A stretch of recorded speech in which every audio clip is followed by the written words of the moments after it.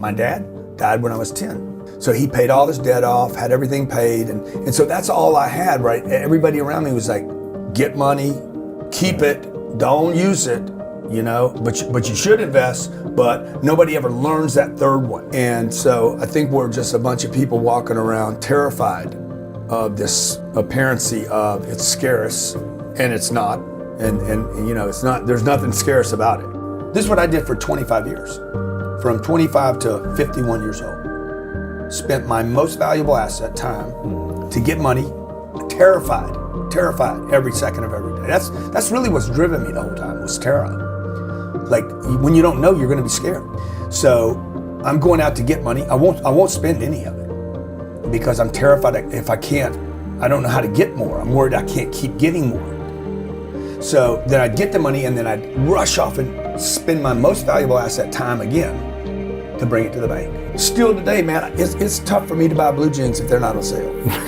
I'm like, this is stupid, man. Like, why? I'm just gonna wait, you know? So you know what I'm saying? But it's really stupid that I even worry about it. And I'm not saying on the come up, I think you should worry about it. But there needs to be where you can turn that switch off. I think number one is there's a bigger problem with hoarding in this country than there is with spenders. But what we hear is all the spenders. Oh my God, you know, he did this and he's overspending. But really you have more of a hoarding issue than you have a spender issue. I think people err more on saving and not knowing how to use money.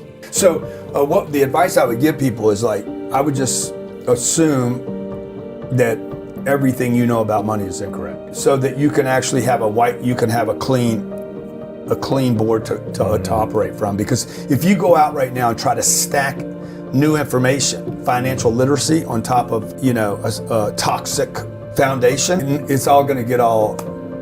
That's why when I tell people don't go buy a house, everybody freaks out. They're like, that can't be right. That can't be right. Why? Because that's what you've been told to buy a house your whole life.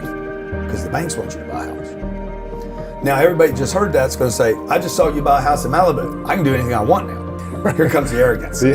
So, but I mean, I'm in a position now, like, if I want to buy that house in Malibu, I can. But on the come up, buying a house is not what you should do. You should, one, I would scrape off that you don't know anything. Two, I would invest everything you can in you.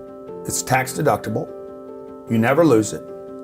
The person's personal appreciation will always be bigger than any other asset class. I love that. Okay, Bitcoin can't match it. Real estate can't match it. My personal asset appreciation will always. It is infinite. Who knows? I could be the next male Oprah, or somebody watching could be the next Rock or whatever. Right? Like that. What is that appreciation value? It's straight up. So the first thing people should invest money in, even use debt on, is their personal improvement.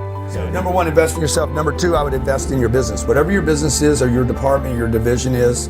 Like, the first 30 years of my career, I didn't own a company, but I did invest in my department. Even though I worked for a company, I had a secretary. I didn't have the company pay for my secretary. I paid for that. I wanted her to work for me. And so, invest in yourself, you know, like, invest in yourself, then invest in your business or your department, your skill set. If it's your company, then invest in your company, even down to zero. Like, I wouldn't keep money around. I wouldn't save for a rainy day. I wouldn't have an emergency account, because you don't need it. What you need is, you need hustle. You need other people's money. You need to go knock on another door, make another contact. You don't need reserves of money. What you need is cash flow. So by making investments, that's the third. In other things that don't require my skill set. So that would be the third piece of advice, is start investing in real assets, that cash flow that can appreciate, three, that provide tax shelters. And if you look at those three criteria, Bitcoin doesn't cover it, stocks probably don't cover it, gambling doesn't, that one, gold doesn't, silver doesn't, real estate. NFTs don't. Yeah. NFTs don't, because they don't cash flow. But the most important thing is that people need to, like, you got to know that if you live in America and you're having a money problem, it is not because you're stupid, and it's not because you're lazy. It's because you have the wrong information.